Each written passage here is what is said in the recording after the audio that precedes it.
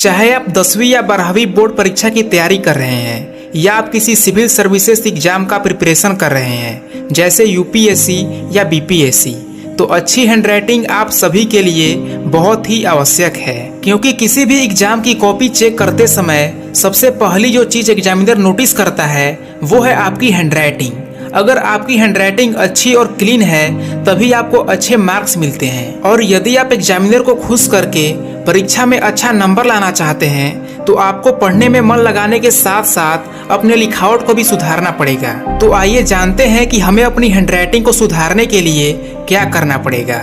Number 1, pen को पकड़ने का सही तरीका।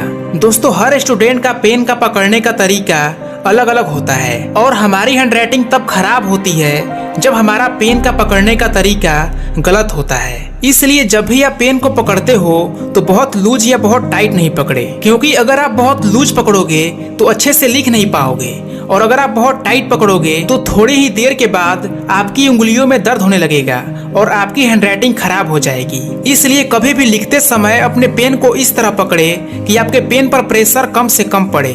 नंबर 2, प्रतिदिन लिखने की प्रैक्टिस करें। दोस्तों, हम ये बचपन से सुनते आ रहे हैं कि अगर हमें किसी भी काम में परफेक्ट बनना है तो उसमें हमें दिन रात प्रैक्टिस करना पड़ता है। और रही बात हैंडराइटिंग की तो उसमें तो प्रैक्टिस करना ही करना पड़ता है। अगर आप डेली कम से कम 1 घंटा भी लिखने की प्रैक्टिस करते हो तो इसका रिजल्ट आपको कुछ ही दिनों के बाद देखने को मिल जाएगा। और अगर आपको लिखने की प्रैक्टिस करना है तो किसी और की नोटबुक से नकल करके कीजिए, क्योंकि जो बुक में राइटिंग होती है वो प्रिंटेड होती है और वैसा हम लिख नहीं सकते। इसलिए अपने दोस्त या अपने बड़े भाई बहन की कॉपी लेकर लिखना शुरू कीजिए, इससे आपकी हैंडराइटिंग बहुत जल्दी सुधरेगी। अगला पॉइंट है आपका बैठने का तरीका, आपकी सीटिंग पोजीशन। दोस्तों, आपको हमेशा लिखते समय टेबल और चेयर का ही इस्तेमाल करना चाहिए, क्योंकि सभी परीक्षा टेबल और चेयर पर ही होती है। बेड पर बैठकर या फिर लेटकर हमें लिखने की प्रैक्टिस कभी नहीं करना चाहिए, क्योंकि ये पोजीशन हमारी हैबिट बन जाती है और केवल इसी पोजीशन में ही